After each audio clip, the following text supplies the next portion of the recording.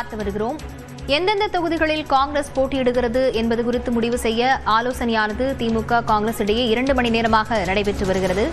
விவரங்களுடன் செய்தியாளர் கோகுல் இணைந்திருக்கிறார். கோகுல், 2 மணி நேரமாக ஆலோசனை நடைபெற்று வரக்கூடிய சூழல்ல எந்தெந்த தொகுதிகளை காங்கிரஸ் கேட்கிறது? திமுக எதுவும் மறுப்பு தெரிவிக்கிறதா? நிச்சயமா திமுக மற்றும் காங்கிரஸ் இடையே எந்தெந்த தொகுதி என்ற பேச்சுவார்த்தையானது ஏற்கனவே அண்ணா அறிவாலயத்தில் 2 மணி நேரமாக நடைபெற்று வருகிறது. ஏற்கனவே 28 தொகுதிகள் காங்கிரஸ் கட்சிக்கு ஒதுக்கப்பட்டிருக்கக்கூடிய நிலையில 17 தொகுதிகளில் கடந்த முறை காங்கிரஸ் கட்சி வெற்றி பெற்ற தொகுதிகளை மீண்டும் கேட்பதாகவும் அதே தொகுதிகளை கூட்டணி கட்சிகளும் கேட்கக்கூடிய ஒரு சூழல்ல இந்த பேச்சுவார்த்தையானது நடைபெற்று வருகிறது. இன்றைய தினமே தொகுதியை இறுதி செய்யக்கூடிய பணியிலையும் தீவிரமா அந்த பேச்சுவார்த்தையில் காங்கிரஸ் மற்றும் திமுகவினர் ஈடுபட்டு வர்றாங்க.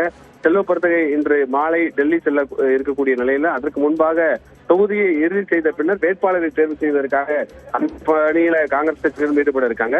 இன்று மாலையில் கூட்டணி கட்சிகளுக்கு எந்தெந்த தொகுதி என்ற அறிவிப்பை முதலமைச்சர் வெளியிடுவார் என்ற ஒரு தகவல் இருக்கக்கூடிய நிலையில அதற்கு முன்பாக காங்கிரஸ் மற்றும் திமுக இடையே எந்தெந்த கட்சி என்ற எந்தெந்த தொகுதி என்பதை முடிவு செய்வதற்கான பேச்சுவார்த்தை தற்பொழுது தீவிரமாக நடைபெற்று வருகிறது. 2 மணி நேரத்துக்கு மேலாக நடைபெற்று வருகிறது. சில தொகுதிகளில் இழுபறி ஒரு பேச்சுவார்த்தையும், மார்க்சிஸ்ட் விடுதலை சிறுத்தைகள் கட்சிகள் காங்கிரஸ் போட்டியிடக்கூடிய சில தொகுதிகளை கேட்பதாக எல்லாம் தகவல் சொல்லப்படுகிறது.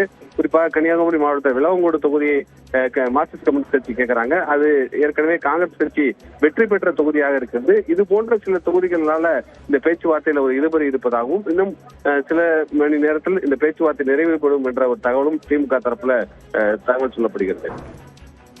விவரங்களுக்கு நன்றி கோகுல்.